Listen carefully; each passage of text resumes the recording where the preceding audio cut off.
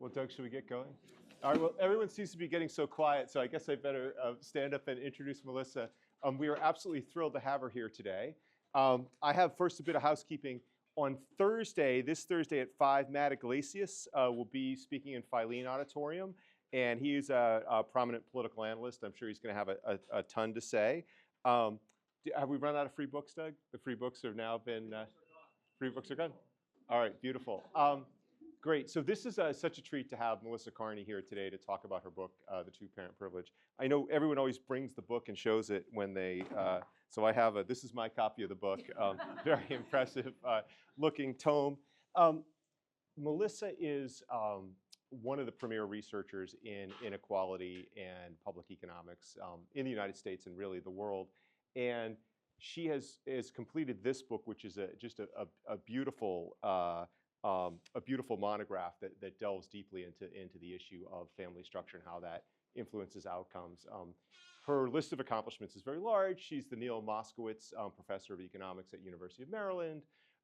She has been on or run just about every major think tank or board. She's the director she's the director of the economic strategy program at the Aspen Institute. She has one that's particularly memorable to me is that she's been the co-chair of the JPAL State and Local Initiative, because as soon as she quit that, I was tagged with the job. So I hope that she doesn't give up any of her other titles because I may then need to do them. Two thoughts on the book. So I was like my Econ 70 students late in doing the assigned reading, and as I went to buy it, I thought, well, I'll just look at the reviews. And Charlie Whelan taught me, never ever look at the reviews. They were generally almost all 5-star reviews. So, but one of them I really liked because it attacked the 1-star reviews. There weren't many, but he wrote, the writer of this review said, "It's tragic people would dare to denigrate such a fantastic and important book with a review that begins, 'I haven't read this book and I'm not going to, but here's my hot take anyway.'" So it kind of reminded me of some faculty meetings I've been to. The reviewer actually goes on to say, "Everyone should read this book. The author's done an incredible job of compiling the compounding effects on inequality and opportunity from single parent and 2-parent families." I just wanted to add one more note before I hand it over to Melissa. That is, this is really appropriate that she's here to talk about, to delve into this topic, because it's been 2 years of the Dartmouth Dialogue project to tackle different issues. Tuck refers to their version of Dartmouth Dialogues is called Wicked Problems. It's terrific to have Melissa here and talk about this in a brave way. She wrote in the book, in the beginning of the book, she wrote, "As uncomfortable as it might be to discuss this shift," meaning the shift from children almost exclusively growing up in 2-parent families to having many children in single-parent families. "As uncomfortable it might be to discuss the shift and its implications, avoiding a direct examination of the issue, well-intentioned as that tendency might be, is ultimately counterproductive." So with that said, we welcome Melissa Kearney. Okay.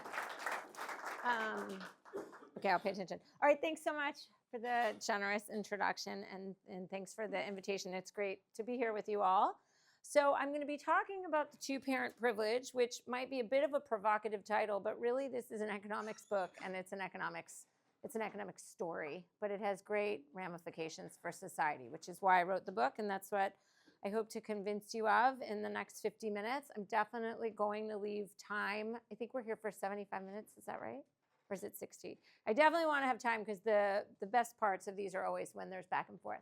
What's 60 minutes? Do you all leave at 60 or do I stop talking at 60? I want to leave time for conversation.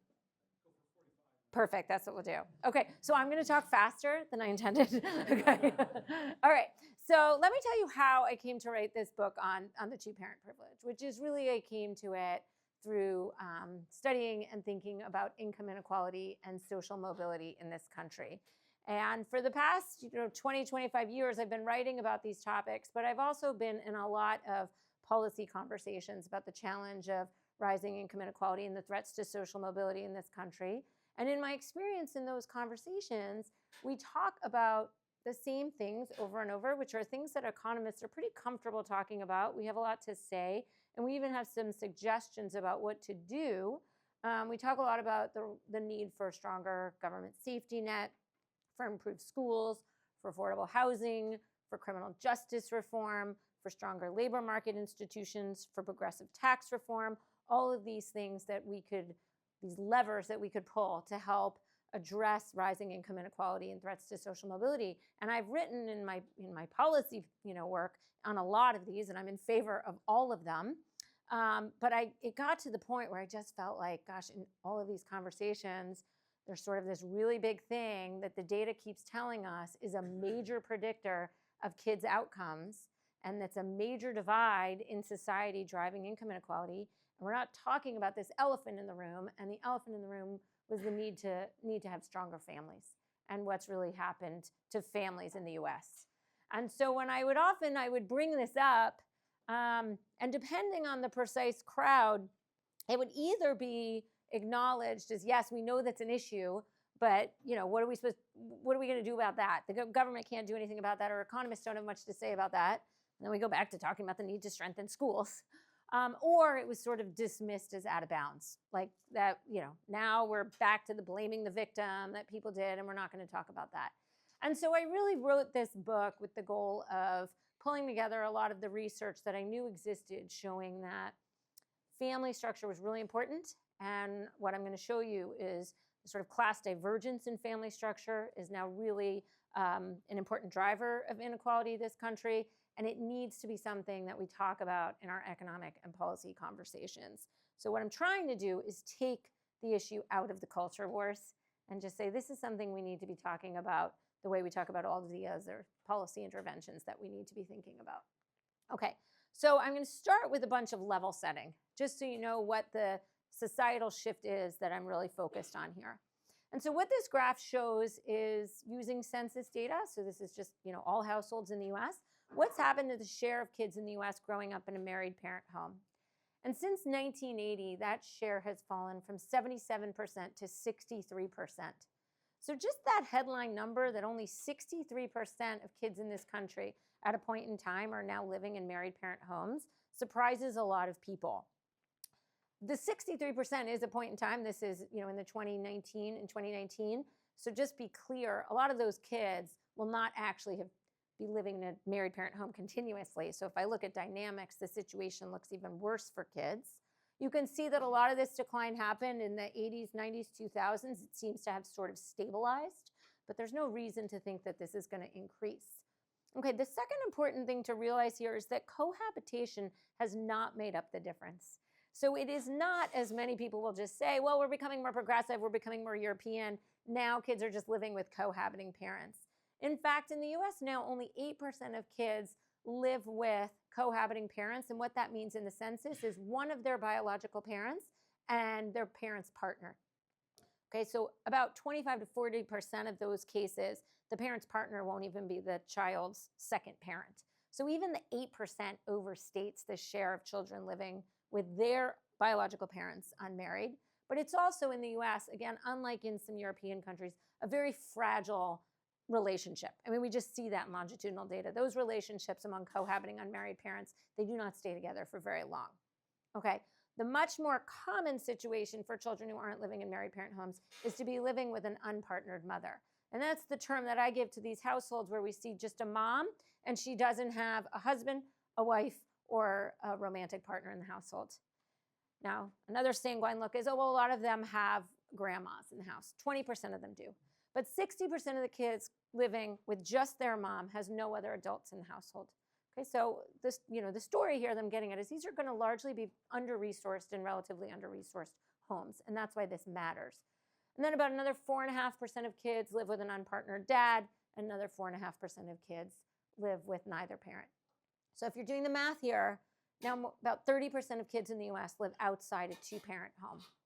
Okay, that makes US kids more likely than kids in any other country of the world for which we have data to be living in a single-parent home. Right? This is an exceptionalism that, I will contend does not serve our children well. So what I'm showing you here is a map from the Pew Research Survey. They have data on 130 countries. By their methodology, 23% of US kids live in a single-parent home. The only other country that's even close is the UK. So the average in the European Union is 13%. The average across the world is 7%. You can see how low it is in Asia, where it's less than 4%. So this is a very American situation. Okay, so if we still want to be sanguine about this, people will say, well, American women are the most highly resourced in the world. They're the most able to do this by themselves. And so here's a big, important theme of the book. It is unequivocally not the most economically successful women in U.S. society who are doing this hard job of raising kids by themselves in large numbers. There is a huge college divide, and that's one of the major themes that I'm calling attention to in the book. So what I'm showing you here is what's happened to kids' family structure according to 3 education groups for the moms. So if you look at the top group, the share of kids born to a mom with a 4-year degree living in a married parent home fell only 6 percentage points over this time period, from 90% to 84%.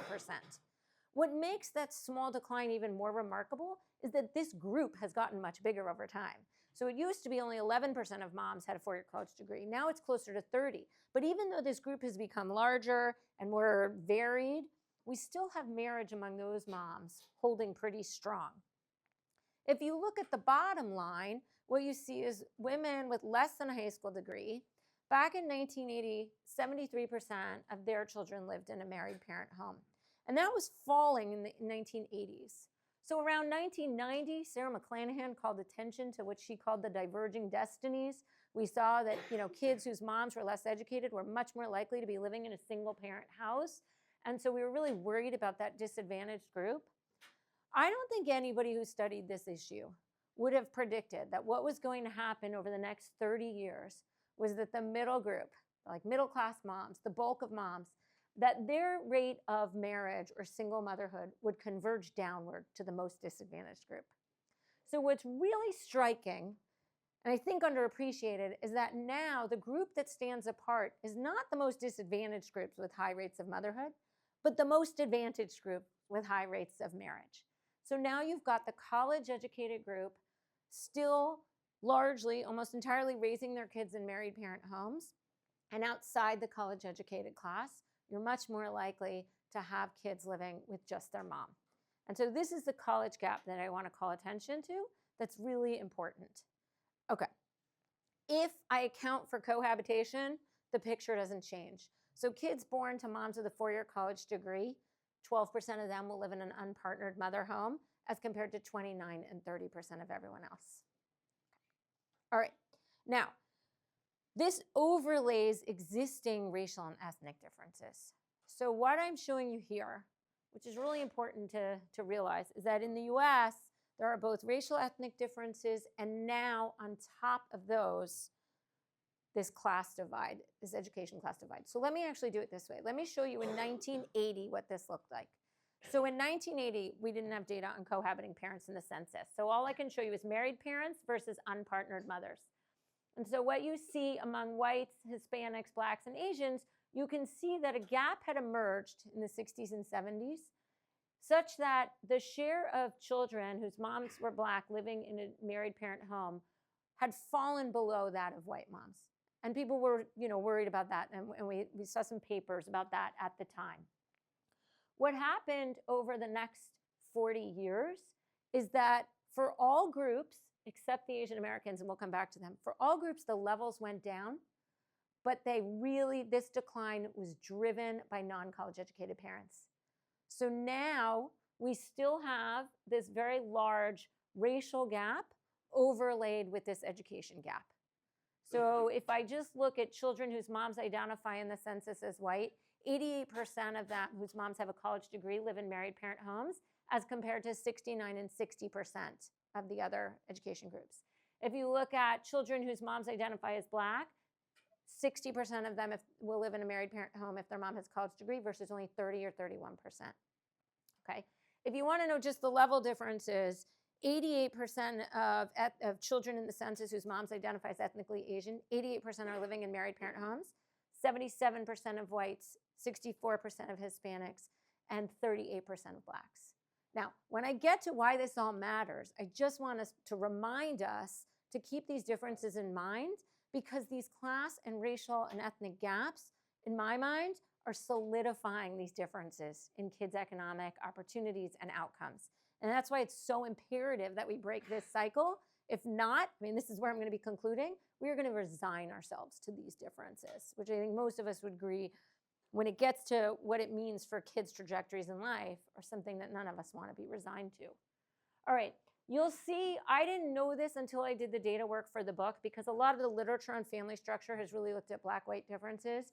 So adding in the Hispanics and Asian Americans was, I learned some things from that. Asian Americans are the exception to the patterns I'm going to tell you because you can see there's not an educational class divide there. Rates of two-parent households are consistently high across the distribution. Okay, what I want to show with this is just very mechanically, this divergence in family structure has amplified household inequality and exacerbated the sense of economic insecurity of the middle class in this country.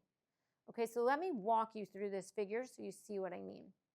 If we start with the top panel, what I'm doing will be very familiar to labor economists. I'm conditioning on the number of parents. Actually, labor economists usually condition on 2 parents, full-time, full-year workers. I'm just going to look at 2 parents. So households with 2 parents, what happened to their earnings, household earnings over this time period, based on the education of the mom.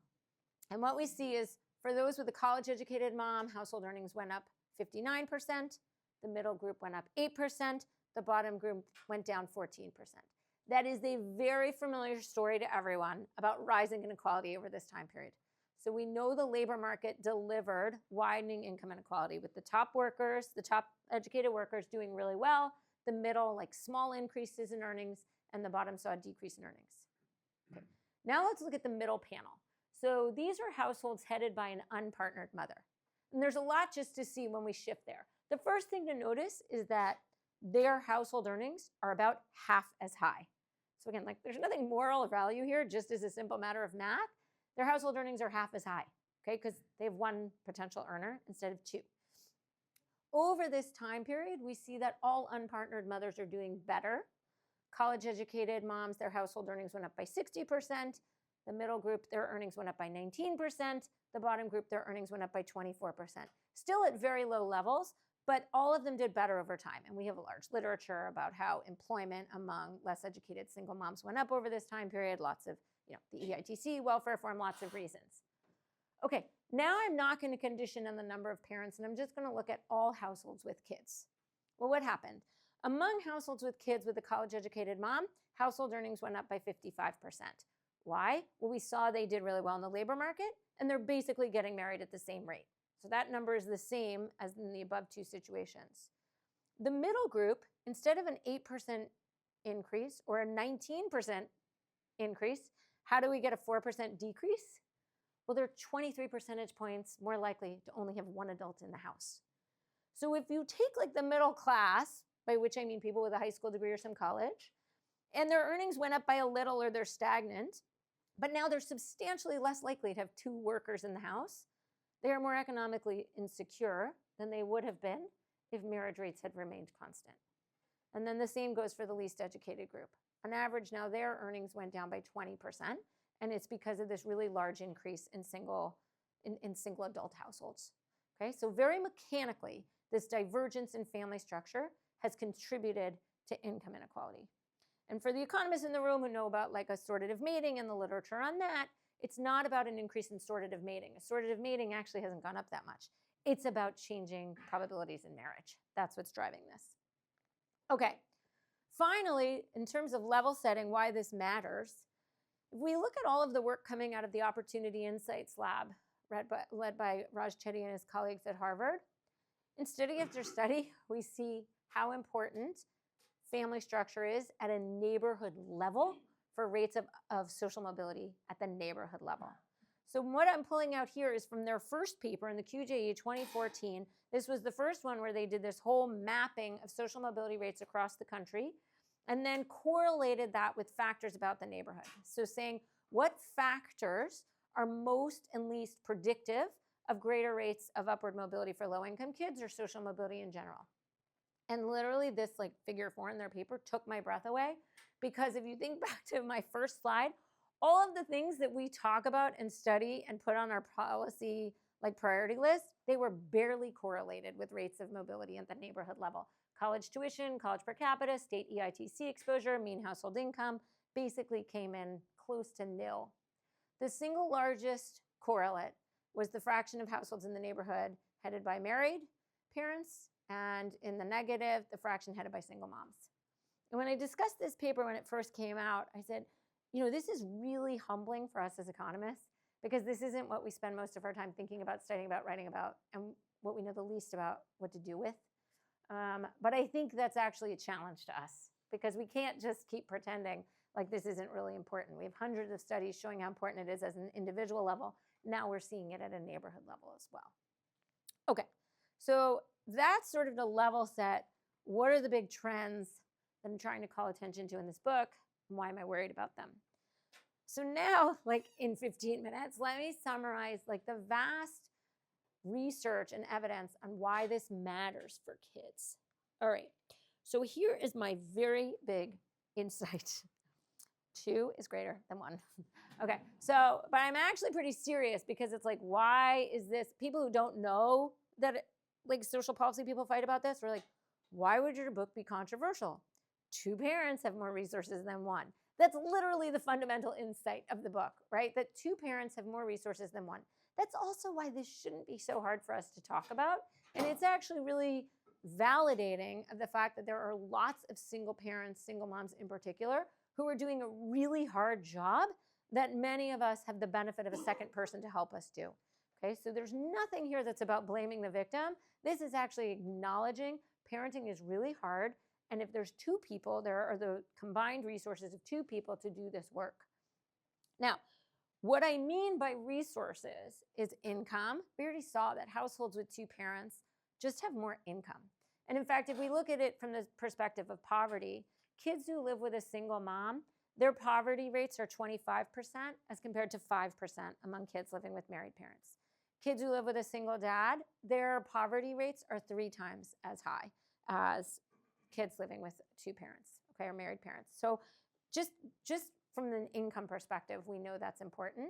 We also know that 2 parents have more combined time and more emotional energy, as I say. All right, so here is one slide just to summarize, again, lots of studies. Basically, the point is what we see in a multitude of studies is that higher educated parents and married parents, so in particular higher educated married parents, they're spending more time with their kids, they're spending more money on their kids, and they have more emotional bandwidth. And I'll come back to what I mean by the third thing.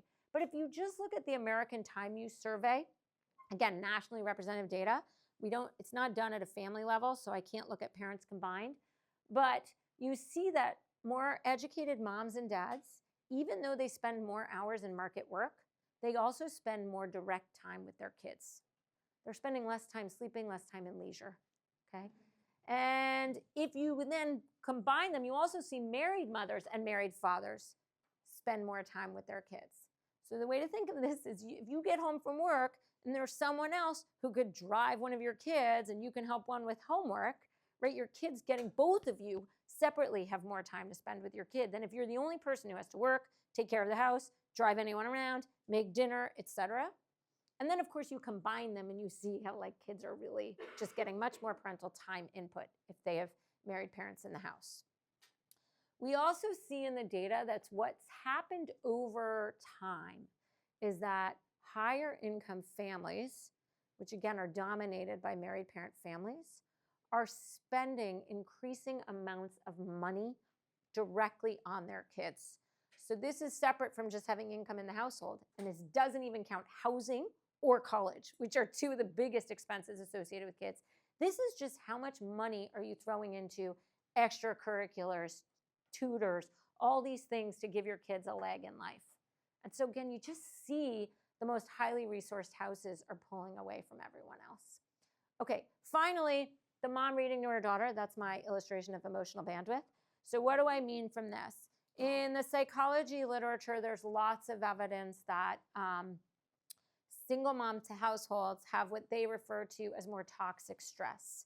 If you look at what behavioral economists refer to, they'll call it limited cognitive bandwidth. I just call it emotional bandwidth. we see again in lots of sort of experiments and survey data that like married parents, higher educated parents are more likely to take the time to read to their kid. So there's some work in sociology that put names on these things and say, well, higher educated parents care more about achievement, cultivated parenting. My read of the evidence is I don't see any real reason to think that actually parents want different things for their kids or think about parenting differences. Actually, if you have limited resources and you're the only person, it's actually just a lot harder to sit down and read to your kid and to help them with their homework and to parent in the patient way those annoying parenting books tell you you're supposed to do, right? Like it's just hard and stress makes it harder. And that's where I come down on the evidence. So again, like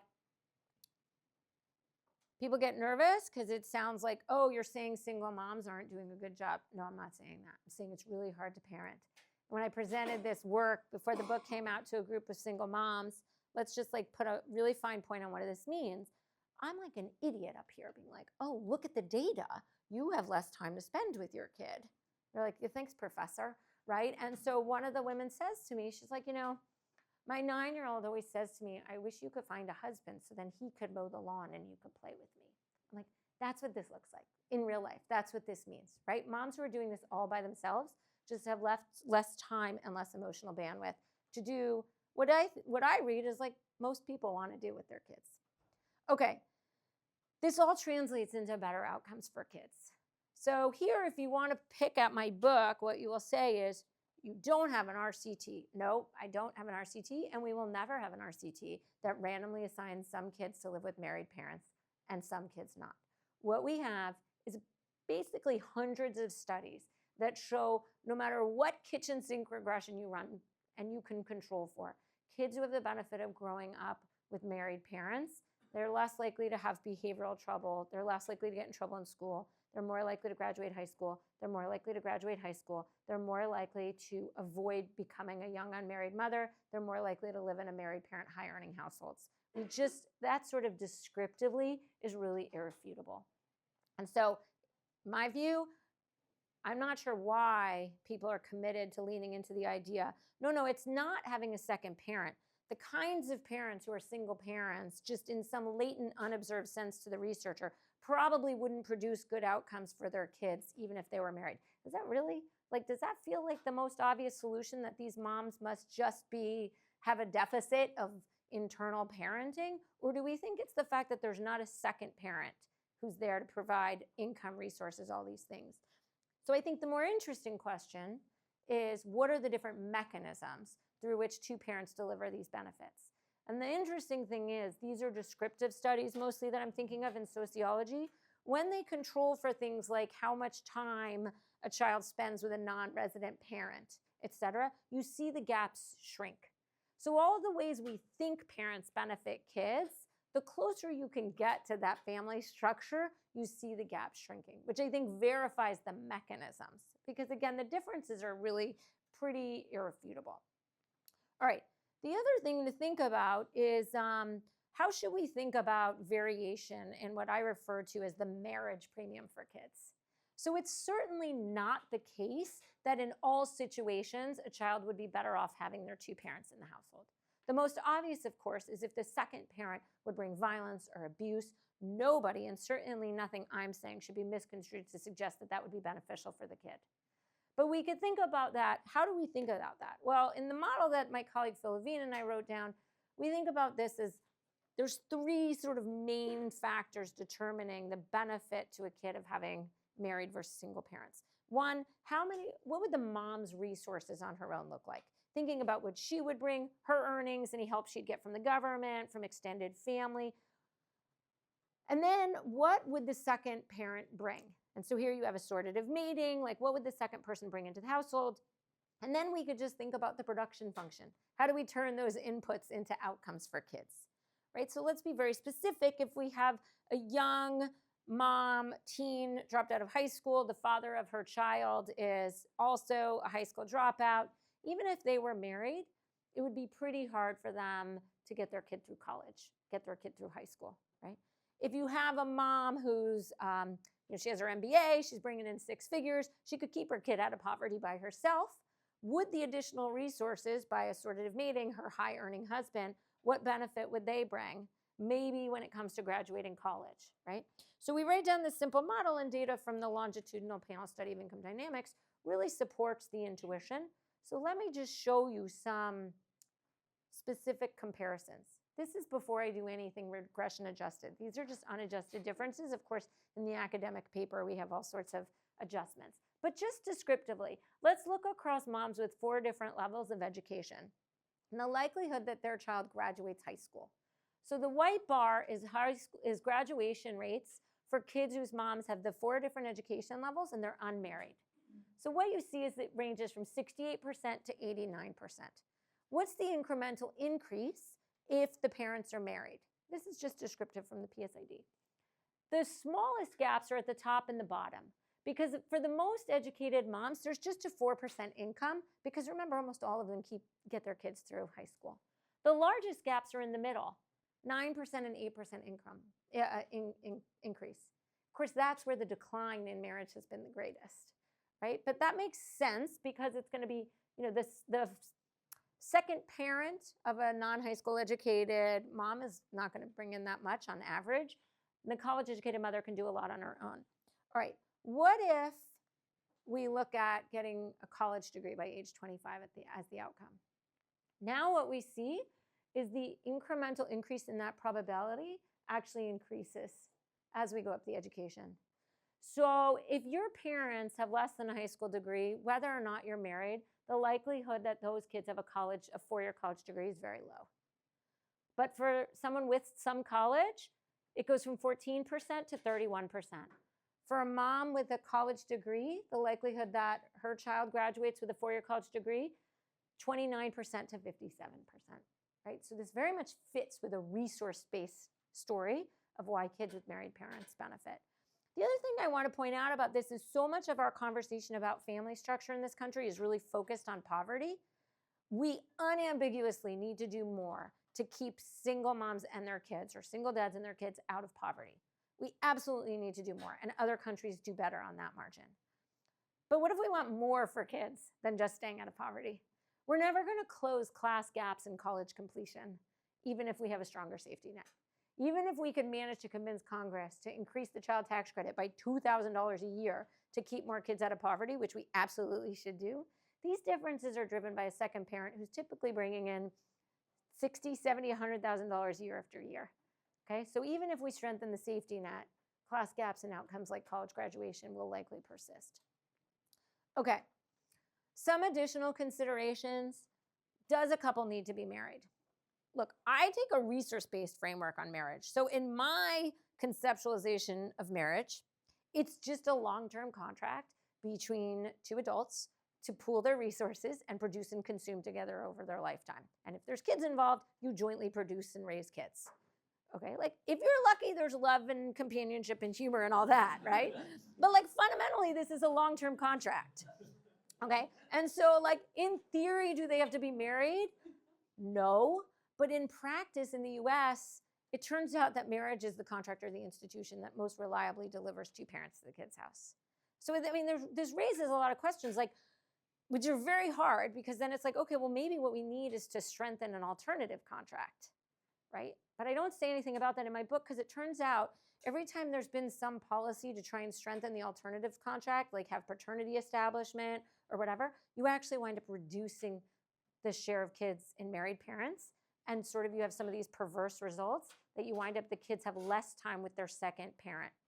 Why? Because establishing paternity and getting a child support order is, for some couples, like that's a better option than getting married. And so it's actually very hard to fix the contractual obligations. My view on this is I think if we took a child-centered view on a lot of these institutions, we might have different arrangements than what we have now, but I'm not prepared to make any specific recommendations. But anyway, just to be clear, if you're a long-term cohabiting couple who's jointly raising your kids, there's no reason you're going to get difference. So the reason why marriage winds up featuring so prominently in the story I tell in the book is because there is no institution that any high-income country has come up with yet that's provided a comparable alternative. Okay, what about biological parents? Do they have to be 2 biological parents? That moves us away from a resource-based perspective to a relationship perspective. I really focus on the resource-based perspective in my book for a few reasons. One, the big story of what's happened over time is just how many kids are now with one parent instead of two. And so that's not to say that all of these other arrangements aren't really important family arrangements, but they're not what's driving the major trends. It's just not that so many more kids are now living with married parents where one is a step parent. That's not what's driving things. But to this question, there's a lot of research by, in sociology and development psychology. They tend to show that kids do best in terms of their outcomes if there's two married biological parents. If there's a step parent or if the mom remarries after divorce, their results, their kids' outcomes sort of fall in between. Kids have the worst outcomes, by which I mean the lowest high school completion rates, college completion rates, if their parents were never married. Now, again, these are descriptive, right? So there are differences here, even if you can control for the observable differences. But those are the kids who are least likely to have any child support coming in from the second parent, have any arrangement with the second parent, which is why the fact that the rise, I'm going to show you, is coming from never married is really actually important. And I should say too, like in my data work and what I'm doing, same-sex parents are treated the same as married parents because it's really about, again, in my formulation, like the resources, so it's 2 versus 1. Okay, what about harmful parents? I mentioned this a little bit when I talked about thinking about what determines the marriage premium for kids, but it's worth pausing on this. Not only, again, to underscore that there's nothing that I'm saying to suggest that, any situation in which there's abuse or violence, the kids would benefit from the second parent. But actually, there's 2 recent papers in economics that I think help make this point.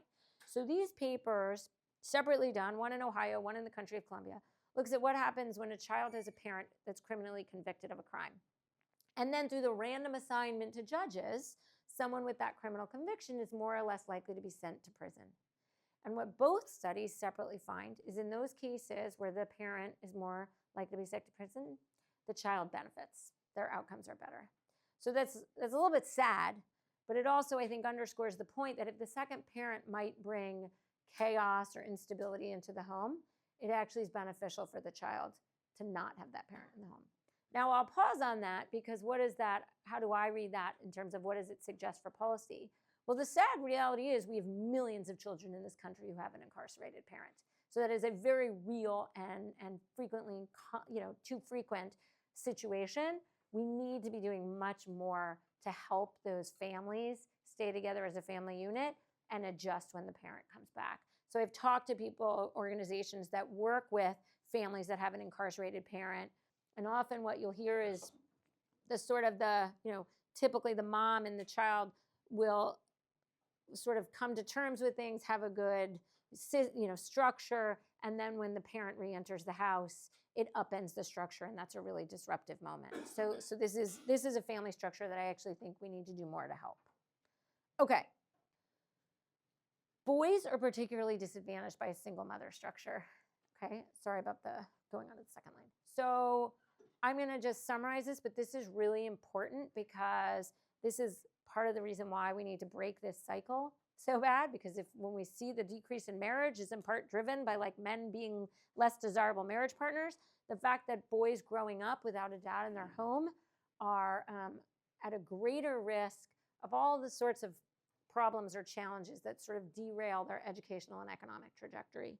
So we know boys are more likely to get in trouble in school than girls. We know now that they're less likely to go to college. What careful work by economists have shown is that gender gap favoring girls is larger from kids who come from typically like single mother families. Okay, so I think this work by Marion Bertrand and Jessica Pan is not just illustrative of those differences, but what they do is using, again, nationally representative data, they try and get at mechanisms. Why are boys particularly disadvantaged?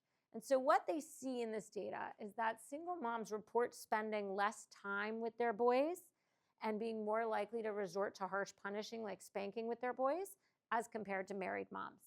But as an empirical matter, what they show is those differences aren't enough to account for the differences in kids' outcomes. What happens is that it looks like boys are particularly responsive to the loss of parental time and nurturing as compared to girls. Okay, so what does that mean in plain English? if I, ignore my son or I'm harsh with my son, he's more likely to go get in a fight in the playground and get suspended from school. And then as he gets older, get in more and more trouble. My daughter is not going to respond in the same way. That's just an average. We know from like development psychology, boys are more likely to engage in externalizing behavior when they are hurting.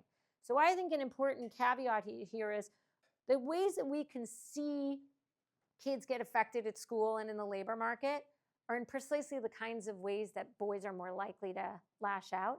That doesn't mean that girls aren't hurting inside, but they're more likely to internalize it in ways that are less likely to sort of derail their educational performance. All right. At a neighborhood level, let's go back to some of the results coming out of the Opportunity Insights. A few years ago, a team from that lab had a study of differences in rates of social mobility between Black and white men and Black and white women. So now they're looking at boys and girls who grow up in the same neighborhood. And what they show is if you look at Black girls and white girls growing up in the same neighborhood with the same level of family income, there's no gap benefiting the white women in adulthood. If anything, it goes a little bit in the other way, where Black women do better. If you look at Black boys and white boys growing up in the same neighborhood, conditional on family income, white boys do a lot better in adulthood. The single biggest predictor of a smaller racial gap in men's earnings as adulthood is the share of Black dads in the neighborhood. This is beyond the benefit to an individual. What we see here basically is that Black dads are a public good to Black boys in the neighborhood. And so again, what we're seeing at a neighborhood level is that family structure is really predictive. And in particular, we're seeing it's really predictive for boys. Okay, I just want to call attention to these 3 books. Like I wrote a really data-driven book. It's all just, you didn't read the one, thanks. There was one review and it was almost like, I don't know why this book is controversial. I was like excited to read it. It's just boring data stuff. But like, it's really just data. But 3 books have come out all written by men who grew up in homes without dads. And I find all of these like sort of deeply moving. So of course, Hillbilly Elegy came out at around the same time as that first Chetty study.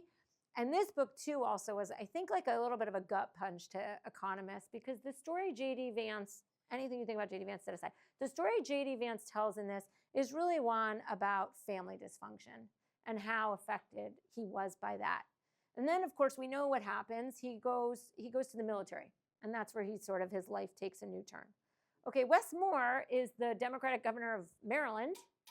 He writes this story about growing up. There was another Wes Moore who grew up a few blocks away, both of them boys growing up in Baltimore without dads in their homes. The other Wes Moore is in prison for life. What happened to this Wes Moore is by 14, when he's getting in trouble with the law, the mom basically asks all her relatives to give her money so she could send him away to a military high school, and that turned his life. And then Troubled is the story by Rob Henderson, a boy who grew up in foster care in the U.S. He says that fewer than 4% of kids who grow up in foster care in the U.S. go to college. He not only here's what happens. He's about to drop out of high school. He is addicted to drugs and alcohol, and he joins the military. Okay, so that turns around all 3 of these boys who grew up with dads' lives. Okay, these are anecdotes, but these are like lived experiences that I think are really powerful. And then he goes on to get a PhD. Then he goes to Yale. Now he's a commentary. And his main point, he reached out to me when my book came out because he's like, oh my gosh, your book, because his book just came out more recently. He's like, your book basically puts the data behind my story, which is I did everything that the elite tells me I'm supposed to do. I got a PhD from Cambridge. I went to Yale. I did all of this. I'm still a broken person. Education can never give me what I didn't get without growing up in 2 parents. I mean, these books they're tearjerkers, but I think, they tell the story that we're seeing, especially for boys. Okay, so what is driving these trends?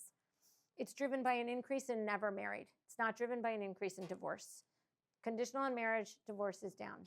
Now, a majority of unpartnered mothers have never been married, and that rate is even higher for unpartnered mothers without a college degree. This has happened despite birth rate declines. So teen births are down by 80% from the mid-90s. Births to everyone under the age of 30 are down. Births among Hispanics have fallen the most of all women. If you just told me in 1990 that this is what was going to happen to birth rates, I think like anybody else who studied these issues, I would have predicted that the non-marital birth share would be really falling. What's happened instead is that the non-marital birth share went from 18% to 40%. Why? Because for all groups, in particular the middle-educated group, the non-marital birth share doubled. Okay, so it's not about the composition. Moms are older and more educated than in the past. They're just much less likely to be married when they have a child. So that's what's driving this. All right, so behind that, again, this is why marriage features so heavily into my story. This is driven by a reduction in marriage outside the college-educated class. So if you look at these figures, this is the share of 30 to 50-year-old women and men who are married. And these figures go back to 1960 because what I'm showing you is that in the 1960s and 70s, with all of these changes, the social cultural revolution, the proliferation of the pill, the legalization of abortion, the legalization of unilateral divorce, what we saw is marriage declined basically for everyone in roughly equal measure. But then you go into the 80s, 90s, and 2000s, and you see that the decline in marriage among the most educated group flattens out, but it continues falling for everyone else, including the middle group, right? Straight line down. Okay, here is my grand narrative in 45 seconds and of why. And of course, I cite lots of studies and data on this in the book, but here's how I think about this. There were sort of these major cultural social changes. And then you go into the 80s, 90s, and 2000s, and men without a college degree get hit by a whole bunch of economic forces that are not good for them. And so now, basically, the economic attractiveness of the marriage contract is weakened for those outside the college-educated class. These men are less desirable financial partners. I don't know who this is coming from, whether the women look at them and say, look, I have more stable employment than you. I could bring in just as much money as you. Whether the men are like, you know what, my job situation isn't that great. I don't really want to commit to a family. In equilibrium, we see fewer of them choosing to get married.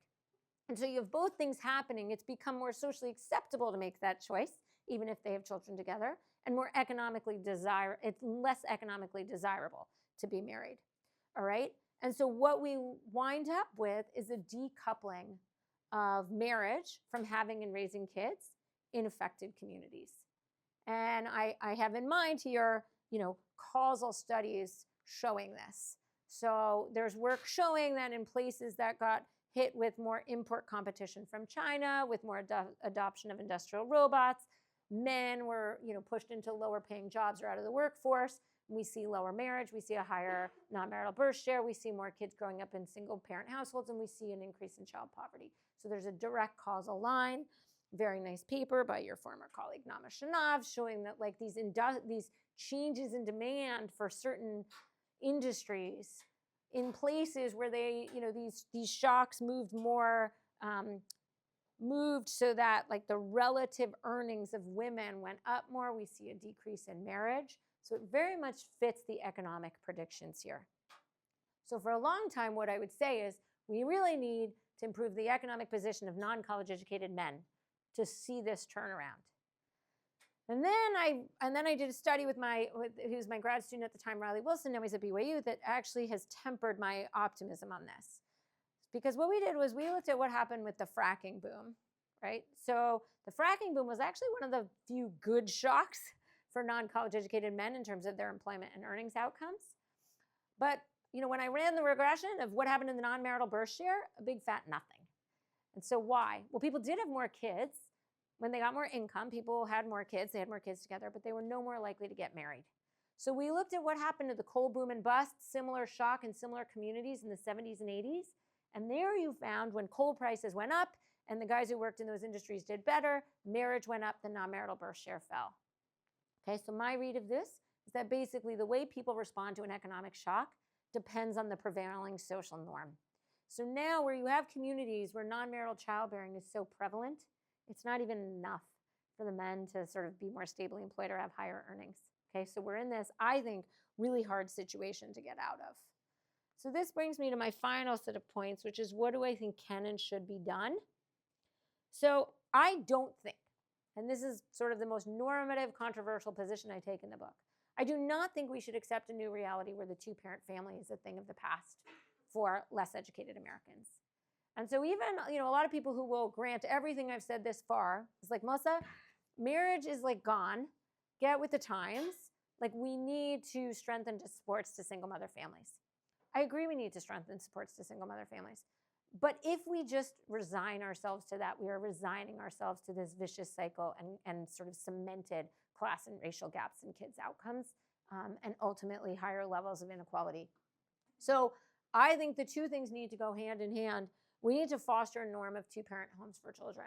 And again, I say that with humility as an economist, because how we foster social norms is not something that we could just like put in our favorite tax credit to do. That's actually much harder, but I think that needs to happen, along with a dedicated improvement to the economic position of non-college educated men.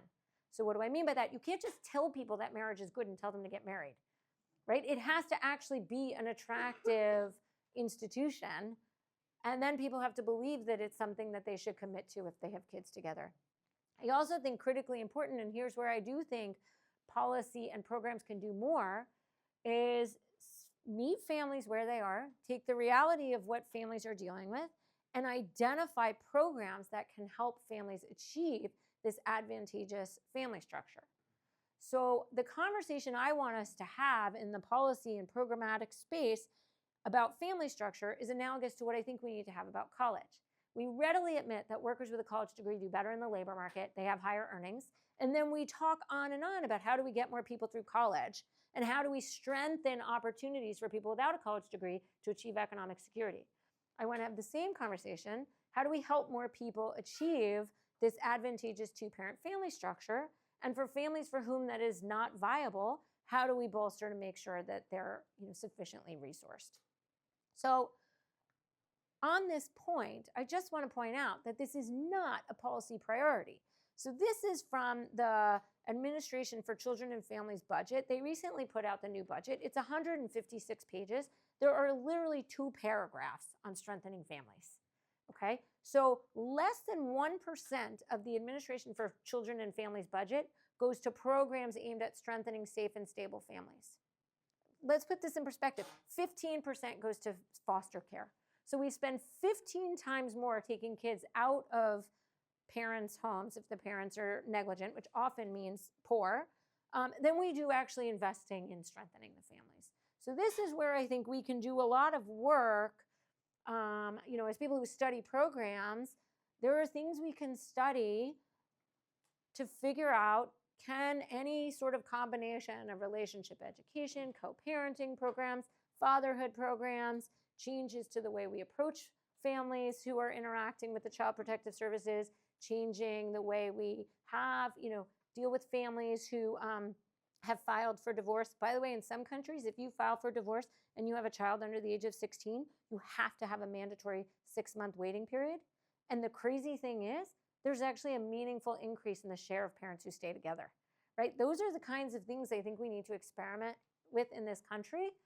And then, there are people who are trying to approach this at like the high school level. We have mandatory sex ed, but we have nothing about how do you have healthy relationships. So this is where I think there's a lot to learn, and my idea is we shouldn't give up on families, but invest in them. Okay, I will stop there.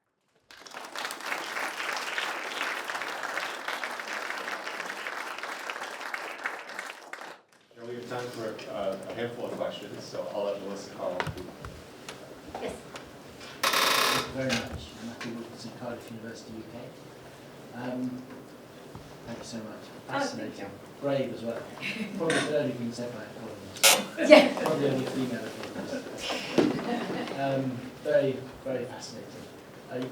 You started with an elephant in the room, and philosophy of religion, I think, is another elephant in the room, which is religion. You've listed here a possible program of remedying, boosting the family, government spending, and other programs. But there's since in the period that you mapped that decline, especially in middle-income families, I think, if I'm right, in the US, it's been a decline of belief in religion from 81% to 63%. Yeah. Obviously, in the past, people stayed in marriage because ultimately, people believed that marriage was blessed by a divinity.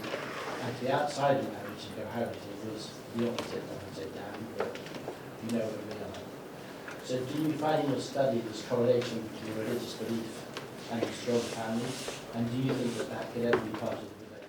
Yeah, I'll be honest. This has come up in literally every talk and podcast I've done in the book.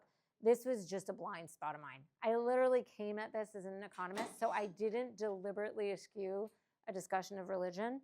If I could rewrite the book, I would have a discussion of religion. So you're certainly right that we see in the cross section and in the time series, things line up in this way. I have not found a study that, like a causal study similar to the labor market stuff, that would allow me to feel confident in saying this has had a causal, like this is how much we think the decline in religion has led to this in a causal sense. Having said that, it is almost surely true that people's adherence to, I'll step aside from the like whether you're damned to hell or salvation, and just this is what I'm told is the right thing to do. Like religious institutions are clearly social norm setting institutions. And so here's what you hear if you talk to pastors at churches in affected communities. They're worried about bringing up the issue because they don't want to alienate their congregants. And so in terms of going forward, I suspect that trusted religious leaders, though there are fewer and fewer of them, right? But trusted religious leaders, they are important when it comes to like setting a social norm. And I would say a positive social norm, right? Like saying to the young men, like, you can't just walk away from this family, right? But I think it's hard to do. So having said that, we certainly have evidence in social science that media messages matter, that celebrity endorsements matter. There's a new paper showing that like when the Pope went to Latin America and gave talks about fertility, birth rates went up. So people listen to religious leaders and trusted leaders. So I think that's probably, you're probably right that that's part of what it would take to change it. But it's just a blind spot in my book. Yes. Thank you so much for your talk. Very insightful. So looking at that graph that you showed about the ACF's budget, a lot of that money is going to things like TAN, needy families, like support programs for needy families, and all of that. So it's almost like they're trying to put like Band-Aid solutions to the bigger problem. But do you think the problem here is that, you know, obviously the government has limited resources, and so they're trying to keep up with the increasingly worsening problem, as you showed with those graphs? There are just more and more children that are living in single-parent households, and income inequality is growing. So how can the government balance trying to keep up with helping the people that are already affected while also trying to be proactive? So Yeah. That's a great question. So the last thing I'd want to do is take money from Head Start. So Head Start looks big here. It's 17%. Head Start is way underfunded, right? Like we don't serve, you know, we don't even serve a majority of the kids who are eligible. So basically we need to be spending way more on children in general in the budget. That's a bigger conversation, but there's plenty of places where I would take money. And, you know, including like we need to bring in more revenue in a progressive way. But there are plenty of ways. This gets to a broader issue. Our federal spending and budget does not prioritize kids at all. So even if you look at direct spending, we spend 6 times more or 5 times more per capita on people over age 65 than under 18. So, you know, while yes, I'm glad you said the federal government has limited resources. This is true. We spend more servicing the debt than we do on any of these programs. Right? So I'm not talking about just blowing up the budget, but I am talking about putting way more money into helping families. Yes, in terms of like redistribution, more on Head Start, more on housing vouchers, et cetera. But I just want us to make investing in families as opposed to the symptoms of broken families a priority. Yes. Why the military? The military seems to be the successful parent, Yeah, I know. having been in the military, I didn't think so. Yeah. So it's actually super interesting. Like somebody quipped to me, like, you've got nothing. The only thing that increases marriage rates is the military. So actually, if you look at like random assignment to who went to the military for young men, we do see that that increases marriage rates. You know, what the military does to, especially these boys from homes without dads. Like I just put up those three examples because I think those are three prominent first person accounts that are striking. The other thing about the military, which is really interesting, which I didn't know until I wrote the book, the Department of Defense actually is the main provider. Like they prioritize these family programs. So there's actually a lot to learn by studying the programs at the Department of Defense. So I wound up, again, I put the book out and then I like get invited to these conferences. I didn't even know these worlds existed. So there was a conference I went to of all providers of these programs. And I was like, why is like every other person I'm meeting from the Navy? Well, they run on all of their bases programs because they're like, you know, our returning soldiers, it's really hard and the families have a lot of stress. So they actually have a lot of these family strengthening programs. That's separate than why the military helps kids from these, you know, under-resourced family situations. But I think there's a lot to learn on both of those questions from the military.